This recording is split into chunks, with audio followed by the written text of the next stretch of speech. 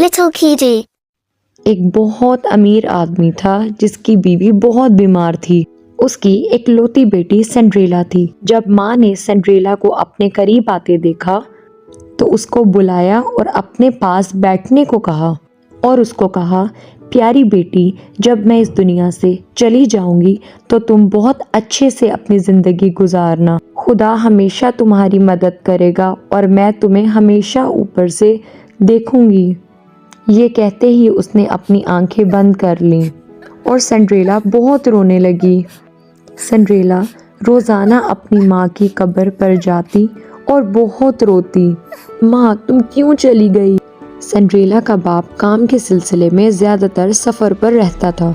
उसने सोचा कि कोई ऐसा होना चाहिए जो सिंड्रेला की देखभाल कर सके। उसने एक बेवा से शादी कर ली जिसकी 2 बेटियां थीं और अब सिंड्रेला अपनी बुरी सौतेली माँ और उसकी 2 बेरहम बेटियों के साथ रहती थी जो उसके साथ बहुत बुरे से पेश आती और मुलाजिमों की तरह पूरे घर का काम करवाती। सिंड्रेला बहुत उदास थी। फिर एक दिन सिंड्रेला फर्श साफ कर रही थी और इसकी 2 बहनें सोफ़ा पर बैठी बहुत लालची तरीके से फलों को खा रही थी। फल खाने के बाद इसकी बहन ने केले के छिलके ज़मीन पर फेंक दिए। जैसे ही इसकी सौतेली माँ ड्राइंग रूम में आई, इसकी नज़र ज़मीन पर पड़े छिलकों पर गई और वो ज़ोर से चिल्लाई, सिंड्रेला, जल्दी से फर्श को साफ करो, बहुत सुस्त, कोई काम अच्छे से नहीं कर सकती हो। सिंड्रेला बहुत मायूस हो गई। अब सिंड्रेला किचन में आ गई और खाना बनाने लगी।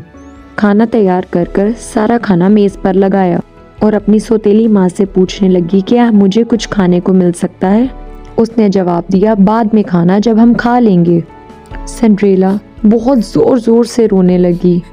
उसकी सौतेली माँ ने उसको कहा, अब ये ड्रामा दोबारा शुरू मत कर देना, जाओ जाकर पहले बर्तन धो लो। उसने बर्तन इकट्ठे किए और साफ करने के लिए ले गई। उसे इटारी में सोने के लिए बनाया गया था। हर रात ज़ोर ज़ोर से रोती और अपनी माँ को याद करती। सिंड्रेला को इस हालत में देखकर इसके दोस्त, छोटे छोटे चूहे और छोटे छोटे परिंदे बहुत बुरा महसूस करते। फिर एक दिन बादशाह ने एक बहुत बड़ी पार्टी का ऐलान किया। बादशाह चाहता था कि उसका बेटा इस पार्टी से एक बहुत प्यारी लड़की को पसंद करे जिसके साथ वो इसकी शादी कर सके। बादशाह ने अपने करीब के तमाम महलों में इस पार्टी का दावतनामा भेजा। बादशाह के सिपाहियों ने ऐलान किया, तमाम बादशाही लोगों को बादशाह की तरफ से इस पार्टी के लिए दावत दी जाती है जो कि आने वाले हफ्ते में होगी और इस पार्टी में बादशाह का बेटा शहजादा अपनी शहजादी को पसंद करेगा। सब लोग सिपाही की बात सुनकर बहुत खुश हुए और खुशी से नाचने लगे। उसी बीच सिंड्रेला भी ये सुनकर बहुत खुश हुई। सिंड्रेला की सौतेली माँ ने अपनी दोनों बेटियों को पार्टी की बहुत अच्छे से तैयारी करने के लिए कहा, ये कहते हुए कि तुम में से एक ही शहजादे की शहजादी बनेगी। ये कहते हुए इसने सिंड्रेला को कहा कि जाओ तुम इन दोनों की तैयारी में मदद करो। मेरी बेटियां सबसे प्यारी लगनी चाहिए और इन दोनों में से ही एक शहजादे की शहजादी बनेगी, उसकी सौतेली माँ ने कहा। फिर उसकी सौतेली बहन ने जवाब दिया, ओ माँ, शहजादा मुझसे ही शादी करेगा, तुम चलो मेरे साथ और मेरे बालों को अच्छे से बनाओ और मेरी तैयारी में मदद करो। फिर दूसरी ने कहा, नहीं, तुम पहले मेरे साथ चलो, मैं ही शहजादे से शादी करूंगी। सिंड्रेला एक बहुत रहमदिल लड़की थी। उसने दोनों को तैयार होने में मदद की। सिंड्रेला ने कहा, काश कि मैं भी तुम लोगों के साथ जा सकती। क्या मैं आ सकती हूँ तुम लोगों के साथ? मैं भी इस पार्टी में आना चाहती हूँ। सिंड्रेला ने दोनों बहनों से बहुत ख्वाहिश करते हुए कहा, जिस पर उन्होंने जवाब दिया, नहीं, बिल्कुल नहीं। क्या तुमने अपने आप को देखा है? अपने कपड़ों को देखा है? हमें तुम्हारी वजह से शर्मिंदगी का सामना करना पड़ेगा। हम कैसे इन सब सवालों का जवाब देंगे? सिंड्रेला ये सुनकर बहुत उदास हो गई और वहाँ से चली गई। बैठे हुए इसको याद आया कि इसके पास अपनी माँ की शादी का गाउन था, लेकिन वो फटा हुआ था। वो उसे सिलाई करने लगी। जैसे ही उसने सिलाई शुरू की, इसके छोटे छोटे दोस्त चूहों ने भी इसकी मदद करना शुरू की, लेकिन वो बहुत जगह से फटा था। वो सोचने लगी कि जब तक ये सिलाई होगा इस वक्त तक तो पार्टी ख़त्म हो जाएगी। फिर अचानक इसके सामने एक परी माँ नमूदार हुई और कहने लगी, मत रो मेरे बच्चे, मैं तुम्हें पार्टी में भेजूंगी। सिंड्रेला ने उससे कहा, कौन है आप और मेरा जाना कैसे मुमकिन है? मेरा ड्रेस पूरा फट चुका है और मेरे पास पहनने के लिए और कोई भी ड्रेस नहीं है। परी माँ ने जवाब दिया, परेशान मत हो मेरे बच्चे। और अपनी जादुई छड़ी को चलाते हुए परी माँ ने बोला, बदल जा। सिंड्रेला का गाउन एक बहुत ही खूबसूरत गाउन में बदल गया। इसी तरह उसने जूतों पर भी अपनी छड़ी चलाई तो उसके पुराने जूते शीशे के जूतों में नमूदार हो गए। उसके नन्हे दोस्त कद्दू के ऊपर नाच कूद रहे थे। परी माँ ने उस कद्दू को भी एक खूबसूरत गाड़ी में तब्दील कर दिया। चूहे गाड़ी खींचने के लिए घोड़े बन गए और परिंदा इसका कोच बन गया। सिंड्रेला ये सब देखकर बहुत खुश तो हुई, लेकिन एकदम से पूछने लगी, परी माँ, मेरी सौतेली माँ और बहनें तो मुझे पहचान लेंगी और मुझ पर बहुत गुस्सा करेंगी। फिर परी माँ ने अपनी जादुई छड़ी से इसकी शक्ल को हल्का सा तब्दील कर दिया और साथ ही कहा, परेशान मत हो, मैंने तुम्हें बिल्कुल बदल दिया है। सिंड्रेला बहुत खुश हुई और परी माँ का शुक्रिया अदा करने लगी और कहने लगी, अब ये मुझे नहीं पहचान पाएंगे। लेकिन परी माँ ने कहा, याद रखना मेरे बच्चे, ये जादू सिर्फ रात के 12 बजे तक ही रहेगा। सिंड्रेला ने जवाब दिया, जी परी माँ, मैं ध्यान रखूंगी। ये कहते हुए सिंड्रेला ने परी माँ को हाथ हिलाया। खुदा हाफिज। फिर जब सिंड्रेला बॉल रूम में दाखिल हुई, सबके सर इसकी तरफ हो गए, हत्ता कि इसकी सौतेली माँ और बहनें भी इसको पहचान ना सकें। शहजादे की नज़र जब इस पर पड़ी, वो सोचने लगा, कितनी खूबसूरत है ये, और वो पहली ही नज़र में इसके प्यार में मुब्तला हो गया और इसी को ही देखने लगा। वो उसके पास गया और कहने लगा, अरे प्यारी लड़की, क्या आप मेरे साथ डांस करना पसंद करेंगी?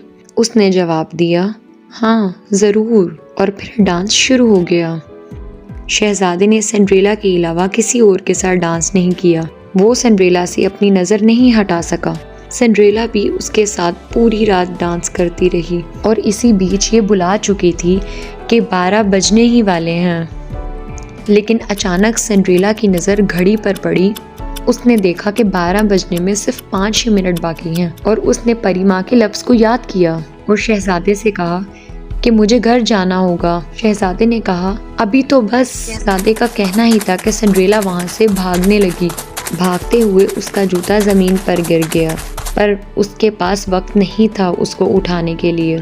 फिर वो अपनी घोड़ा गाड़ी में बैठी और वहाँ से निकल गई। शहजादा इसके पीछे भागा, पर इतनी ही देर में वो वहाँ से निकल चुकी थी। शहजादे ने सिंड्रेला का गिरा हुआ जूता देखा और उसको फौरन उठा लिया और सोचने लगा कि ये वहाँ से क्यों इतनी जल्दी चली गई। अभी सिंड्रेला रास्ते में ही थी कि 12 बज गए और गाड़ी वापस कद्दू की शक्ल में तब्दील हो गई। सिंड्रेला ने घर जल्दी पहुँचने के लिए छोटा रास्ता इख्तियार किया और आखिरकार वो पहुँच ही गई। दूसरी तरफ शहजादे ने कहा कि मैं उस लड़की को ढूंढ लूँगा, फिर चाहे मुझे पूरे मुल्क में ढूंढना क्यों ना पड़े। शहजादा बहुत बेचैन था उसको दोबारा ढूंढने के लिए। उसने करीब के हर दरवाजे पर दस्तक देना शुरू की।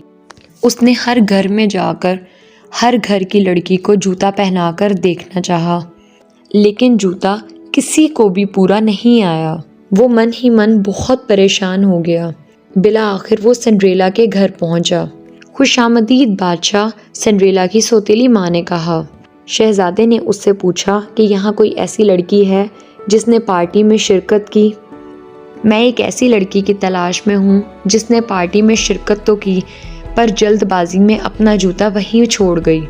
सौतेली माँ ने जवाब दिया, हाँ हाँ, मेरी 2 बेटियाँ जिन्होंने पार्टी में शिरकत की थी, आप उनको पहना कर देख लें। दोनों बहनों को जूता पहनाने के लिए बुलाया गया। उन्होंने पहनने की बहुत कोशिश की, लेकिन जूता पूरा नहीं आ सका। ये जूता आपका नहीं, शहजादे ने कहा।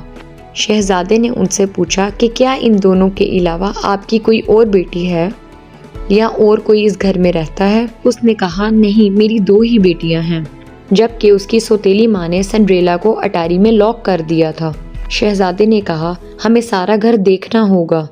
जल्द ही उसके एक सिपाही को अटारी का दरवाज़ा नजर आया जो कि लॉक था। उसने पूछा कि यहाँ कोई है? सौतेली माँ ने जवाब दिया, नहीं नहीं, यहाँ कोई नहीं है। आपको यहाँ जाने की कोई ज़रूरत नहीं, यहाँ कुछ नहीं है। लेकिन उसने सौतेली माँ की एक बात न सुनी और लॉक को तोड़ दिया और कमरे में चला गया।